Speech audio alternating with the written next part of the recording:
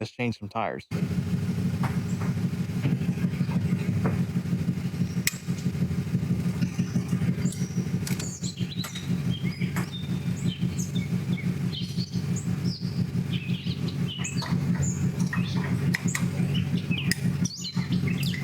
make this easier, we're just going to remove the hood entirely.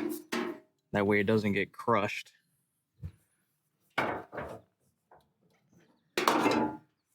Just sit this out of the way.